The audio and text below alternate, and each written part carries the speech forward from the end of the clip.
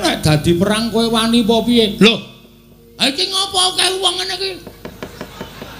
Lho, lah kowe, lho aku ra mung sebagai MC.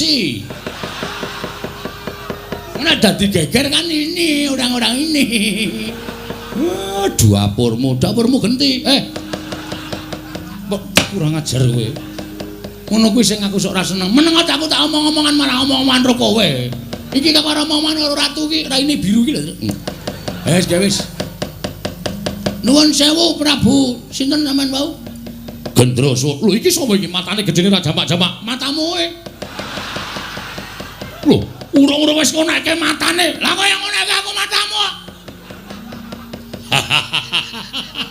Aku seneng Bagong ngono kuwi. Aku seneng tegese Bagong kuwi gatekake karo Karang Kadempel. Ngopo ki ya ngapa kowe iki? Wah, malah aku barang diseseni. Meneng ah. Ora ana sing ngodo cuma kejaba aku. Kok Prabu mriya sampun to. Kendel mawon Bagong niku nek ngoten iki kaya wong kang slupan. Kaya wis dinengke wae. Iki sapa?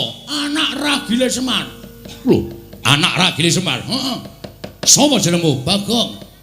Kowe tak jak sisan ning negaraku tak iasake loji. Serius. Oh, cah edan ora. Ketoke nesu kok barang diumuki omah kok serius. Aku ki ra blereng karo banda donya. Kresna kakangku. Aku ngaturake sembahku katura Kresna kakangku. Sawetara wektu rawuh ana ing Karang Kadempel. Kresna kakangku aku ngaturke sembah. Werkudara iki ya Dimas aja lara pangrasaning Siadi lamun Siadi ngaturke sembah kelawan pun Kakang sing gedhe pangapuramu sembahmu ora tak tampa sembahku ora mbok tampa Dimas Werkudara iya dasarmu apa pancen Werkudara duwe keluputan apa pancen Werkudara duwe salah tumraping Ratu Ndarawati. Aja kaduk ati kajron penampa Yayi. Siadi ora darbe luput tumrapun Kakang, nanging wong sak jagat iki wis padha prisa, ora ana ingkang kuwat nampa sembahing Dimas Werkudara kejaba mung Sang Ruci Bathara.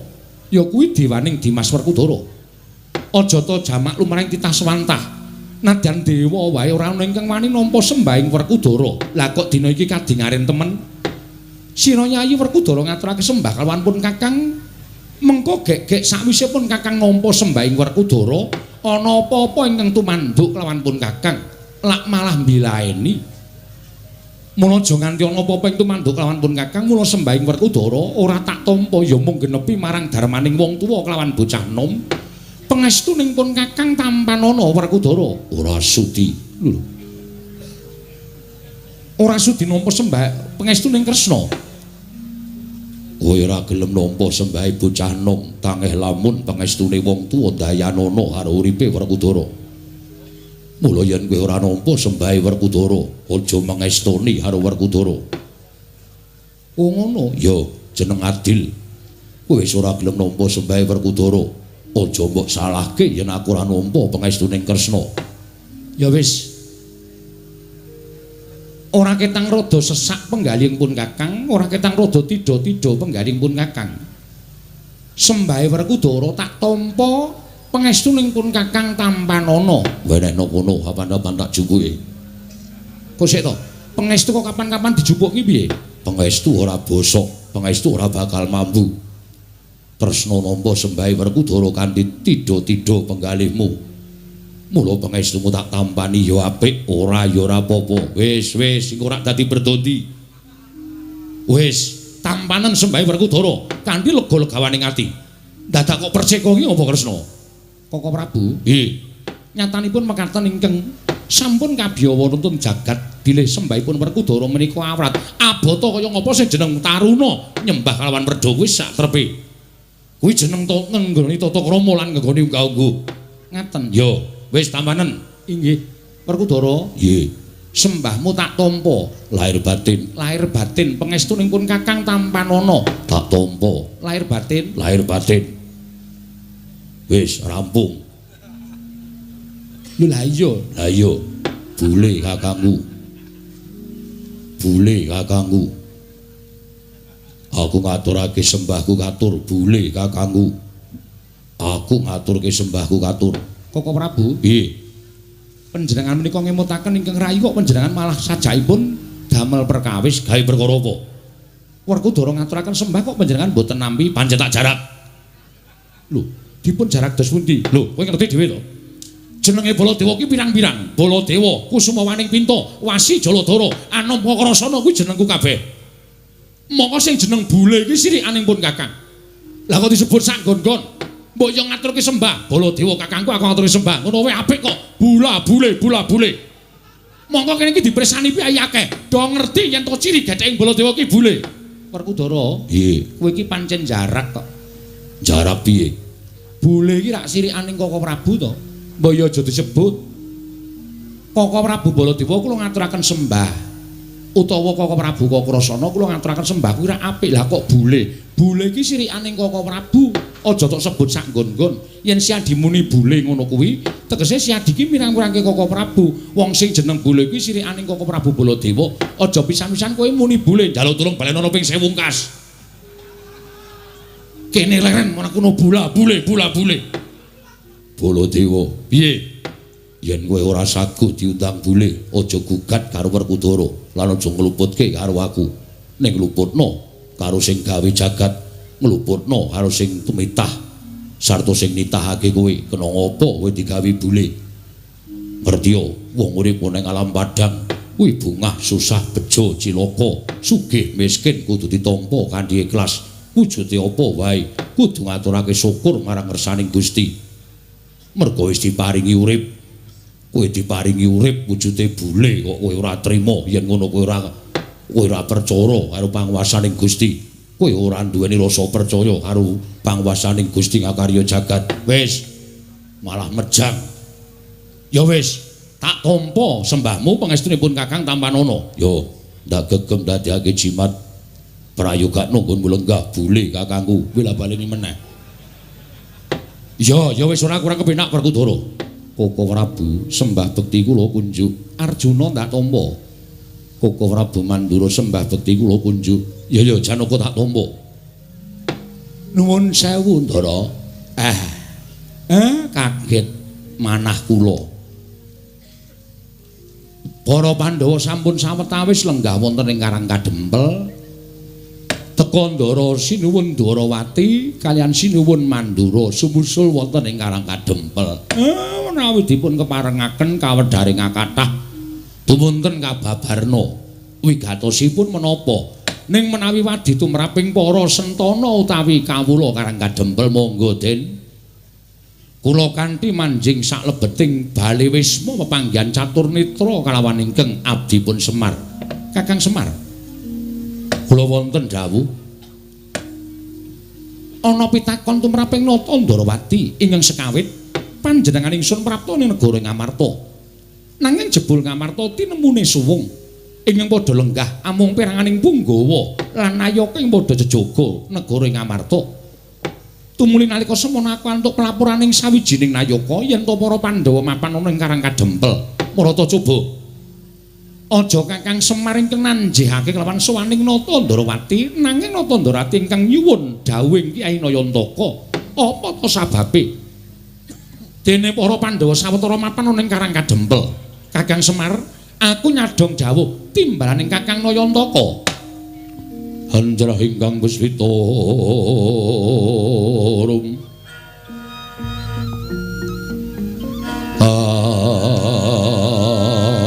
asilring samirana mrih blegegek kugek satulita mel nuwun sewu lho Den. Wiwit sekawit kula wis ngraita nek ndara-ndara kula Pandhawa rawuh enten Karang Kadempel niki nek nganti kapireng dening priyagung sami mestani nek Semar niku wong sing kemewat dening atase derajat kula menika namung batur, kula menika namung Panakawon kok kerawuhan ndara-ndara kula Pandhawa. Sinengga kula menika wong aleman ning nuwun sewu. Rawuhipun Ndara kula Pandhawa menika mboten saking karep kula mboten. Kula kepengin rawuhipun ndara-ndara kula Pandhawa wonten Karang Kadempel niku ya ora. Ning sampun Sabta ari kelungguhan dinten sak mangke menika Pandhawa sami mesanggrah wonten ing Karang Kadempel. Lah menawi Ndara Kresna nyuwun dawuh utawi sinuwun Ndarawati kepengin pirsa menapa ta sababipun dene Ndara-ndara kula Pandhawa rawuh teng Karang Kadempel. Kula tak crita, kula mboten ajeng nambahi, kula ora arep ngelongi napa sing dumadi. Jujur lahir lan batin kula nek iso lathi kalih atine Semar Makarti dadi siji. Yo, Kyai Semar. Aku percaya marang Kakang Nayantaka. Ha nggih, syukur. Menawi ngaten, Den. Mugi andadosna ing kawuningan. Sabtu ari ing kepengker ndara-ndara kula Pandhawa rawuh enten Karang Kadempel sareng sami kula tanjihaken apa ta sababe upami mbetahaken Semar rak sak mboten-mbotenipun paring dawuh Semar niku ming batur kula sago ditimbali aja kok ing Wancirina nadyan Wanciratri kula sagah.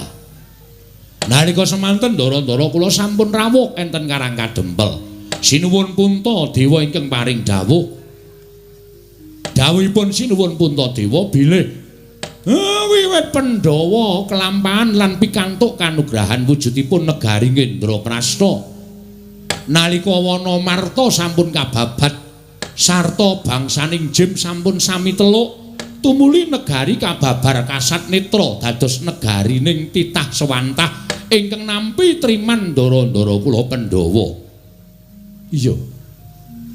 Nalika semanten ndara-ndara kula Pandhawa sawetawis lenggah dampar enten negari Ngamarta kaundhakaning praja mboten mantra-mantra mboten kados negari sanesipun nembe sekedhap kemawon sinuwun Puntadewa menika lenggah wonten praja Ngamarta gesangipun para kawula menika sami gesang kebak ing kanikmatan karukunan sami guyub rukun bandol rompol ruket dhateng kewajibanipun piyambak-piyambak tunggal cipta rasa karsa lan karyanipun harpa Ngamarta menika kathah pinten-pinten kapitadosan utawi kapercayan nanging sayuk rukun manunggal dados setunggal. Iya bener Kyai Semar.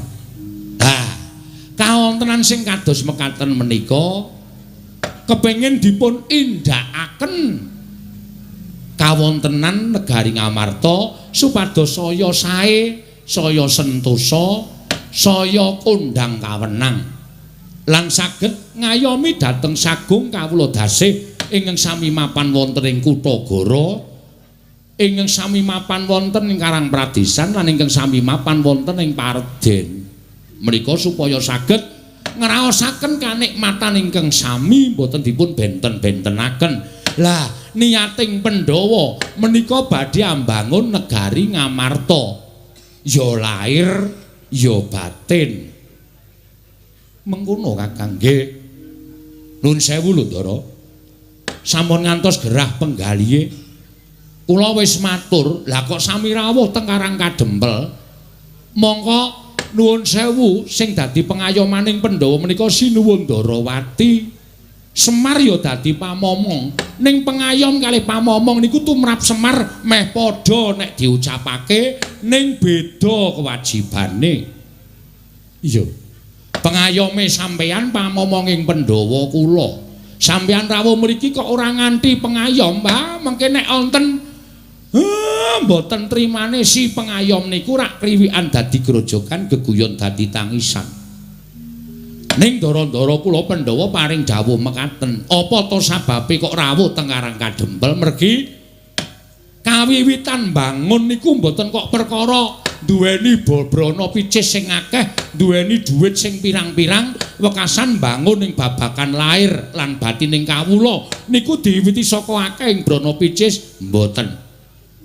Tumraping kula bangun negari menika diwiwiti manunggaling kawula lawan Gusti tegesipun manunggaling para Pandhawa kaliyan para kawula supados raket penggalihipun manahipun para kawula caket kaliyan penggalihipun para pepunden wekasan kawula menika rumaos dipun gatosaken dening para Pandhawa Kawula nek rumangsa digatekke niku ora usah disoki brana picis, ora usah diwenehi bondo donya. Ning kawula mesti rumangsa kaya dipecut rasane rumangsa handar beni negarane wekasan cancut taliwonda bangun negarane.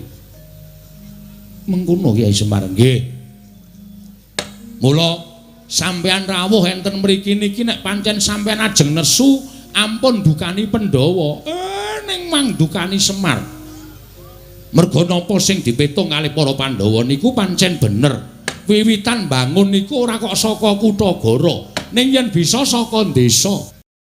Ya Karang Kadempel niki sing ajeng diwiwiti bangun negara Ngamarta. Mangke nek mriki pun kawiwitan saking mriki tumular tekan Kutagara wekasan wewangunan menika saged rancak niring Sambikala.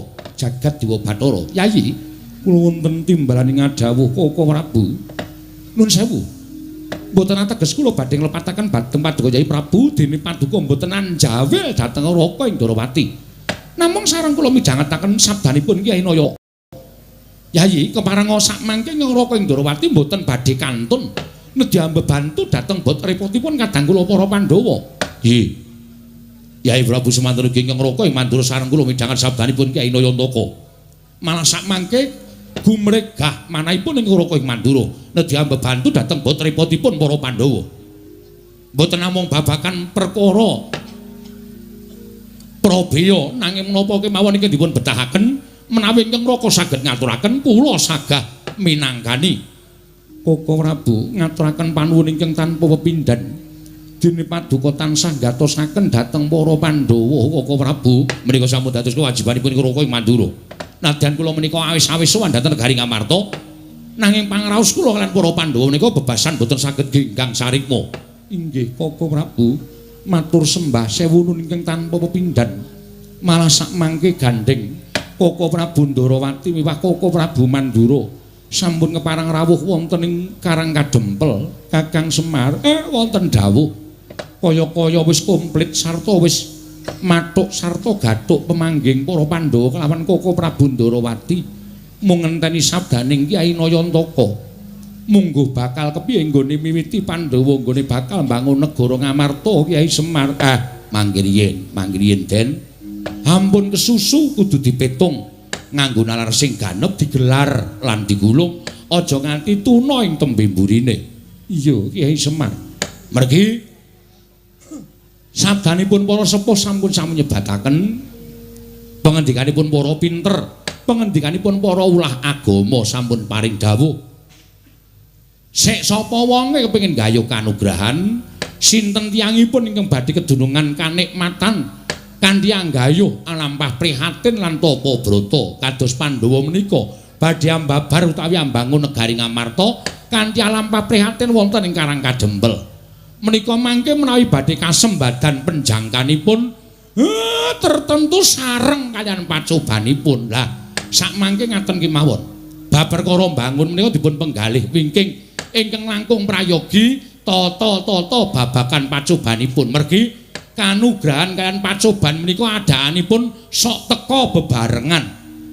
Yen ora iso kena pacoban ora bakal entuk kanugrahan. Ning iso ngrampungi pacoban kanugrahan menika badhe sumanding Ndara. Sikra-sikra yen permana kanca sikra ngrake nawang sesangga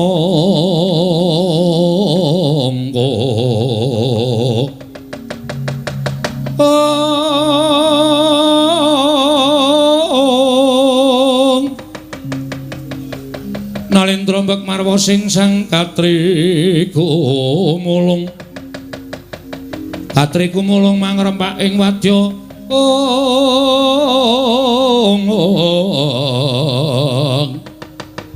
Kurdo kurore kagiri-giri Ronanggono magawya gelarira wang-wang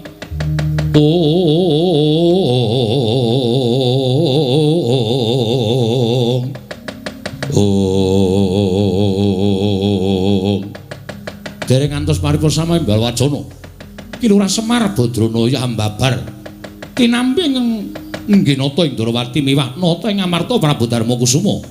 Miwah sangganing para Pandhawa jangkep ingkang samya mapan wonten ing Karang Kadempel. Dadak sakala ing mangke gedher madaning padukuhan Karang Kadempel samya alok yen to ana Nalendra. Ingkang wantun miyak sagung kang samya sumewa. Manggah wonten ing Datulaya utawi wonten ing padukuhan Karang Kadempel. Drajak-drajak tanpa subasita. Akarya cingak kang samya mulat mangkono bae para kawula kanca biak-biak ana daya. Minggir dalu-dalan, dalu-dalan, dalu-dalan.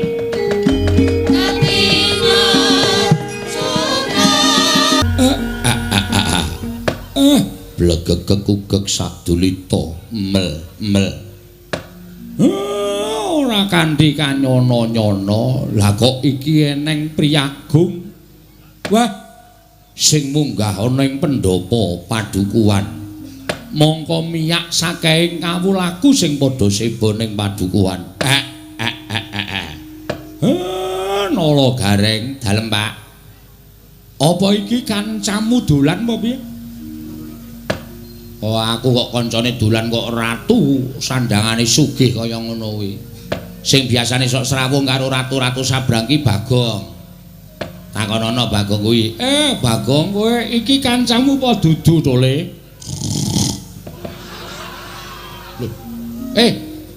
Oh cah edan ora. Bagong kuwi gugah kuwi. Wer.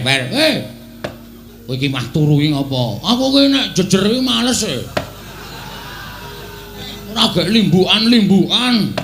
Wah, apa-apa kok limbukan ora. Jagongan ro piagung ki kaya rasane ki ora nyambung. Kono ku sing diomongke negara, aku sing tak omongke ming bangsa lelakon ning desa kanggo nek nyaut malah kleru. Bagong iki kancamu du. Welo. Kok mrene kowe, Jo? Jo sapa? Oh, Udu ndeng Udu. Udu kae rambuté abang kok kancaku kae. Ngawur ora. Iki wis ora disemir iki. Petruk iki kancamu dudu sanes. Ora tau duwe kanca kaya ngoten. Timbali mawon Pak wigatose napa? Niki ketoke kok kaya Nalendra. Iki kayane Nalendra sabrang. Sinuwun. Sampun kinten kula tumambuh yekti saweg sepisan menika kula wanuh panjenengan menika sinten?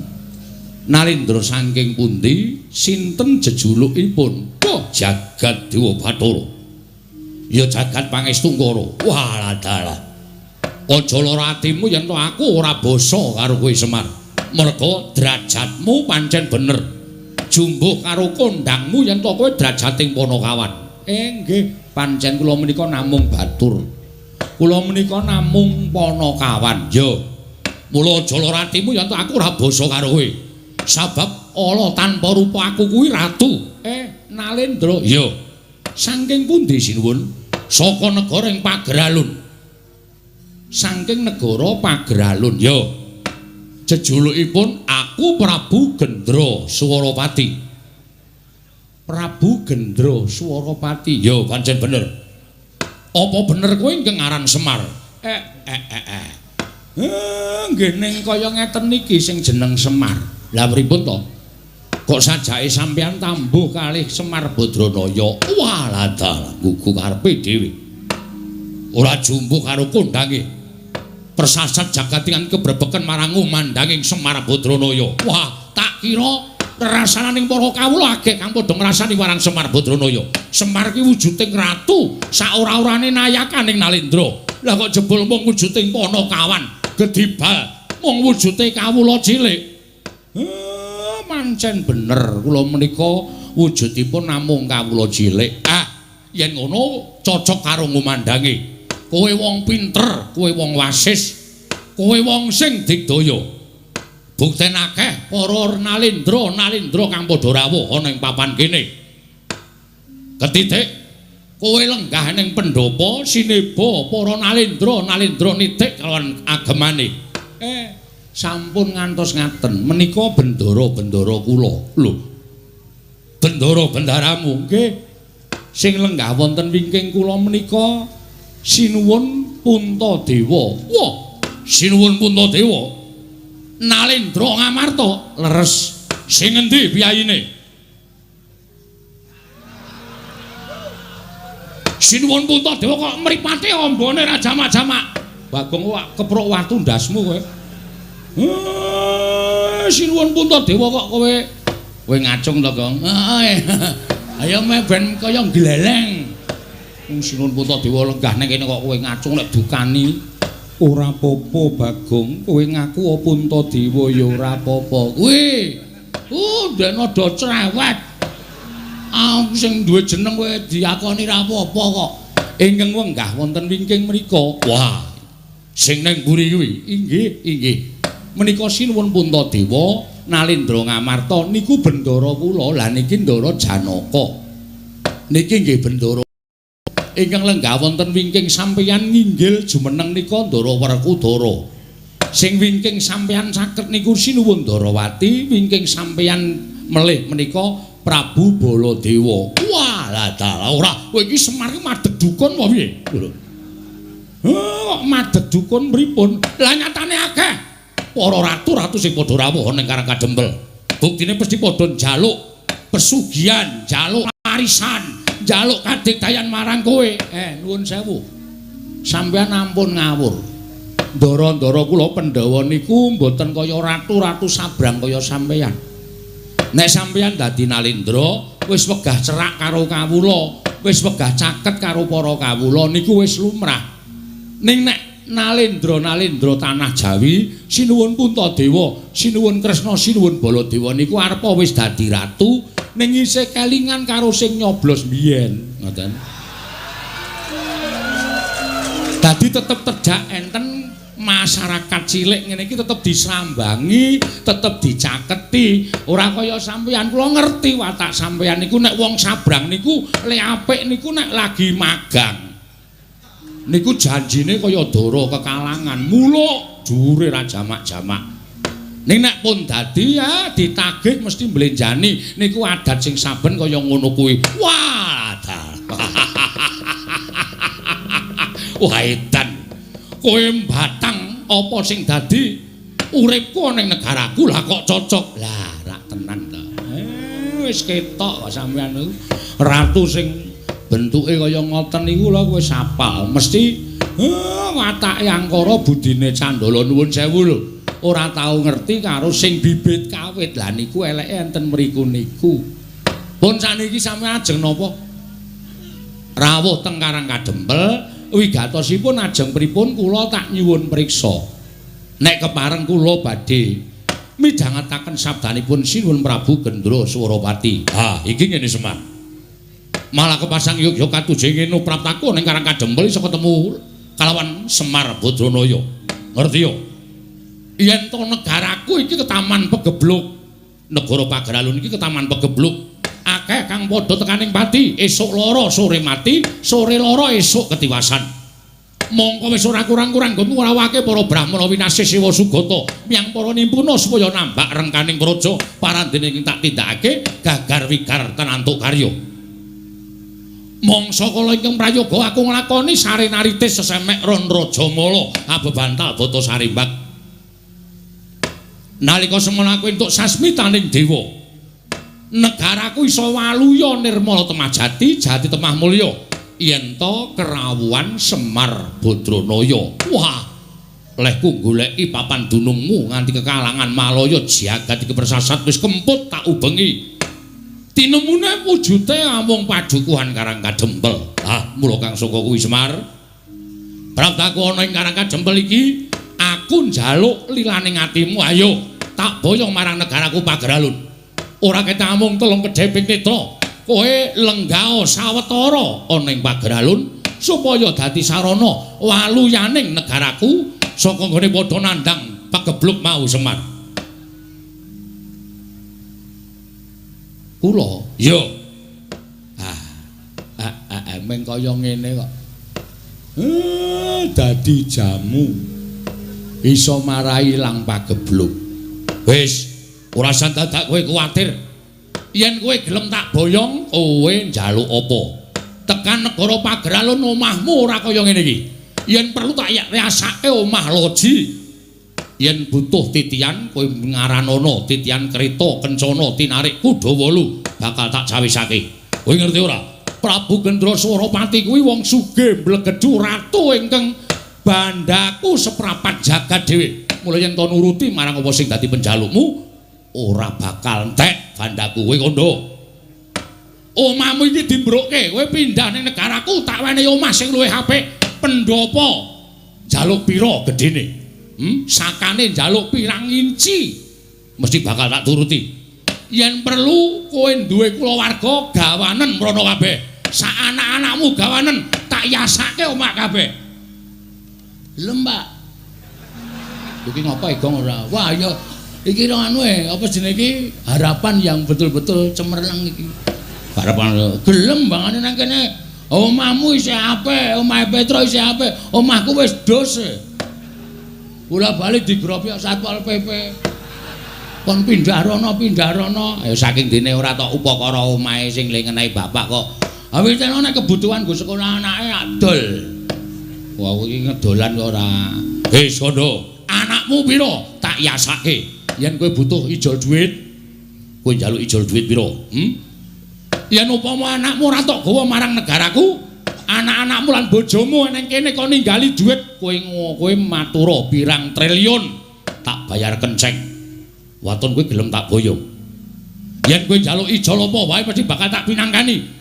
Kowe njaluk ijol apa wae mesti bakal tak turuti waton kowe gelem tak boyo. Ning yen kowe ora gelem tak boyo marang negara ing Pagaralun, mongko kawulaku saya suwe saya bakal entek mergo padha tekaning pati ke Taman Pegebluk. Tinimbangane aku dadi ratu mengko bakal didunke dening kawulaku sinenggo aku ratu sing ora iso dadi pengayomaning para kawula. Luwih becik bakal tak entengake patiku ana ing Karang Kajembel. Tak entengake patiku ning Karang Kajembel. Kowe tak rudo paripeksa. Kowe tak jiat. Kowe tak peksa tak boyong marang negara ing Pagaralun.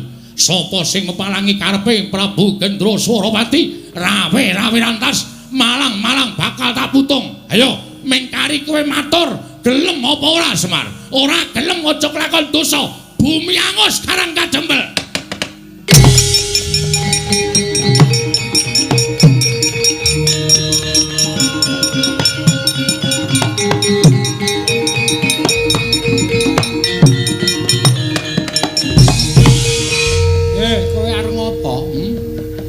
Kowe arep ngopo kowe? Sabar Bagong iki iso dirembuk.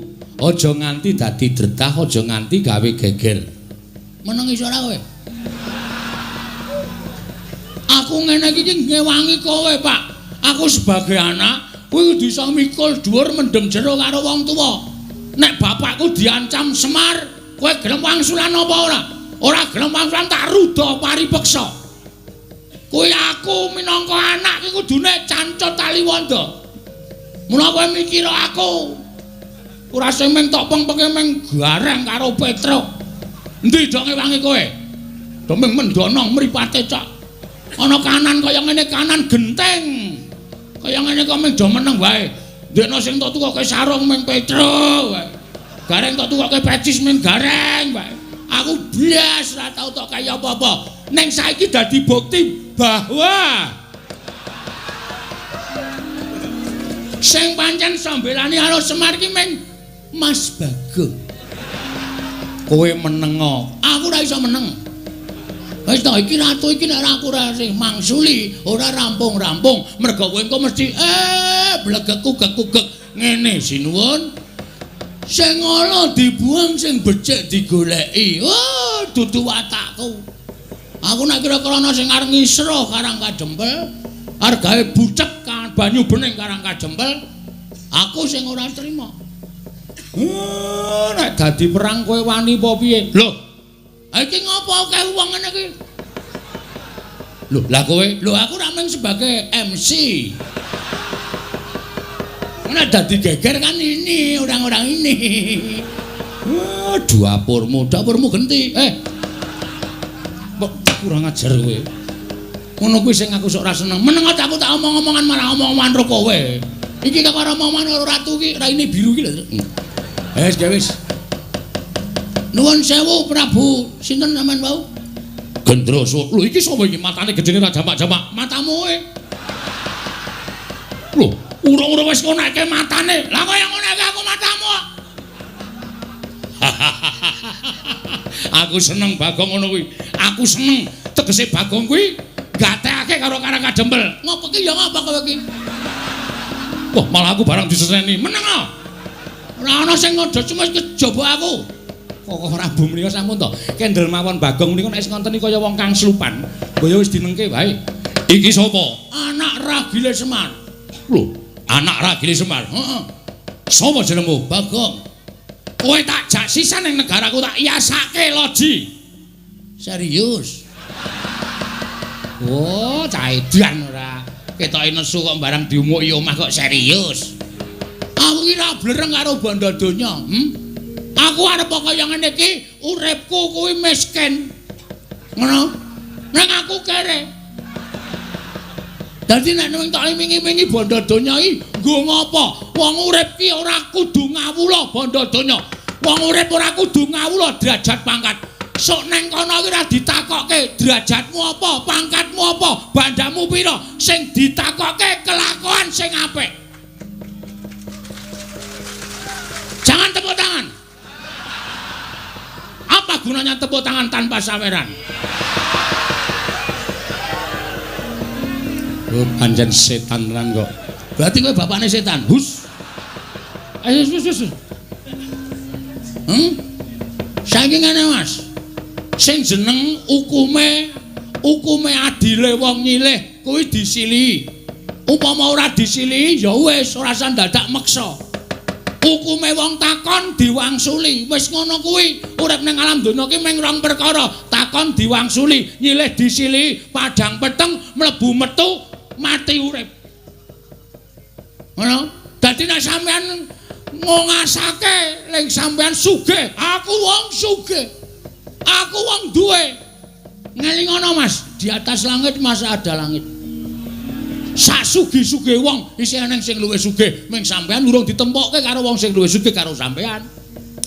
Sak digdaya-digdayane wong isih ana sing luwih digdaya, ming sampean urung ditempokke karo wong sing luwih digdaya tinimbang sampean. Sak pinter-pintere wong isih ana sing luwih pinter. Ngono kuwi hukume alam wis berlaku. Nek kowe arep meksa karo Semar ora iso, ana anake. Semar duwe kewajiban nang kene ora sak penake dhewe. Lho, yen ngono Semar ora gelem tak boyong ning Pager Alun. Mesti ora. Semar ki ora tau gelem diboyong nang ndi-ndi arep dipameri brana picis. Semar ki ora tau gelem. Semar ki nek wis gelem sugih. Semar nang kayangan kok, ya Pak ya. Iki kakane Bathara Guru e, ha ta Pak? Iki Bathara dosen udu-udu. Udu dosen ora, ajare kakane Bathara Guru. Bathara Guru kae adikku, kae Manikmaya, aku Ismaya. Kae adikku, kakangku meneh Pak Dimutaga kae Tejamaya. Wah, asem e. Berarti dewa tenan kowe Pak. Iya. Wah, gleleng iki aku anak dewa ya Pak ya. Kapan-kapan dolan ning kayangan Pak. Rasa. Aku pengen renang ning Karang Kawidodaren. Karang Kawidodaren tok nggo renang banyune bucek. Juangkalmu meko ya. Semar Taruda paripeksa. Kowe arep ngruda paripeksa karo Semar. Betenge Bagong. Lho, yen ngono kowe wani karo aku. Sing nawedani apamu? Wah, ladalah. Wah, aku ya ladalah. Dian iki menungsa apa iki? Menungsa tenan genah urip ngene padake anggepmu aku saka batrene wae. Iki menungsa tenan kedunungan nyawa. Wah, ayo ngendi pampane wong neter kadigdayan. Weh lah nantang tenan kowe. Hah? Muni piye? Muni piye kowe? Lho kowe kebangetan nek kowe carane ngono kuwi. Kowe kebangetan. Kowe tak tantang kok malah nyumbari Baladewa. Iblis lanat kuku karepe. Wah, mati tenan. Menungsa ora tatara karo jajanan nyumbari Baladewa. Ratu Mandura Basumbari keparat.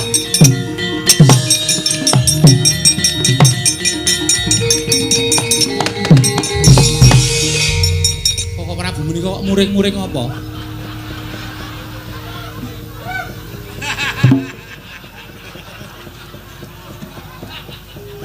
Lah iki Bagong mau muni. Bagong seru banget muni. Muni piye kowe? Kowe tak tantang kok malah nyumbari Sumbari Baladewa. Iblis lanat lagi makler aku. Krungu disumbari Baladewa ki ratu ora tau mambu penantang kok disumbari karo ratu iblis. Bagong, non. Wong mau muni tenan to? Mboten.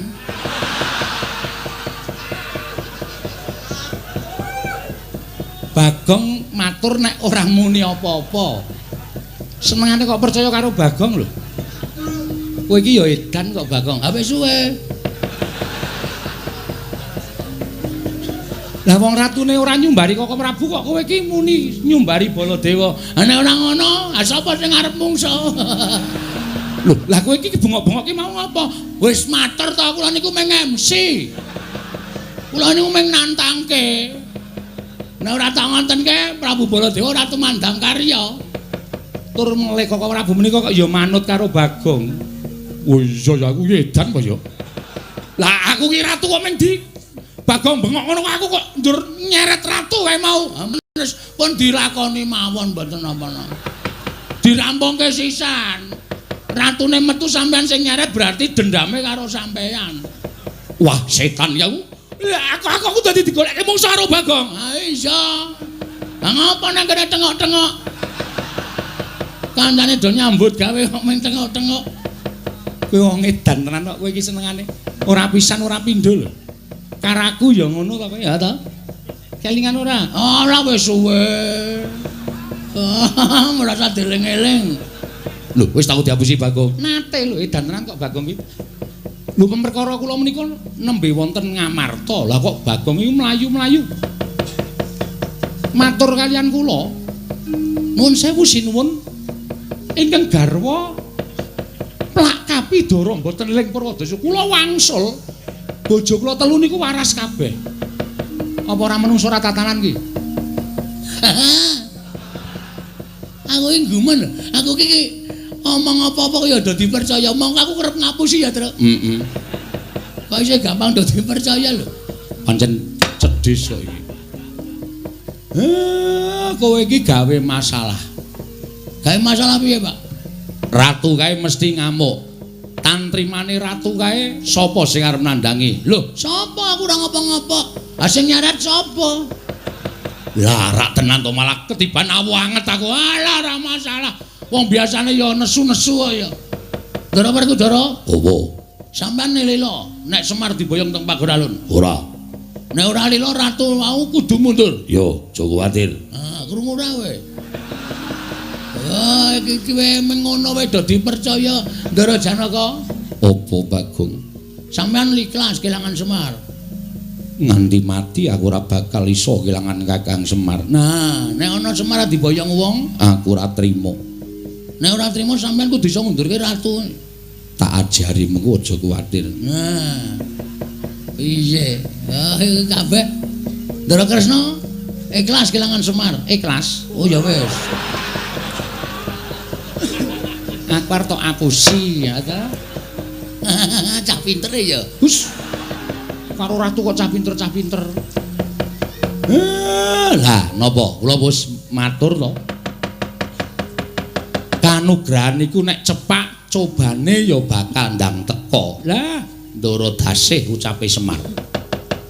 Mula wektu dina iki nek pancen sami mboten ikhlas Semar diboyong teng pager alun kula njaluk Karang Kadempel kudu padhang. Kudu padhang nek mboten padhang nggih sampun wewangunan lahir batin sing ajeng dibangun teng negara Ngamarta niki mengke bakal nyrimpet nyandung merga ana menungsa sing jeneng Gendra Swaropati. Koko Prabu Mandura, nggih. Kedah tanggel jawab, yo tak tanggungi aja kuwatir. Yen mungsuh ratu kaya ngono kae mbok rangkep limo ora bakal tak pinggal loncat. Yen ngono gandeng aku wis dipasrahi Kresna. Mengko mundhak kesuwen ratu kae tak tututane Koko Prabu ing ngatos-atos ya Werkudara. Nggih. Melu aku. Yo ayo tak derekke bareng kakangku jaluk pamit kok Werkudara sing ati-ati aja kaya bocah cilik.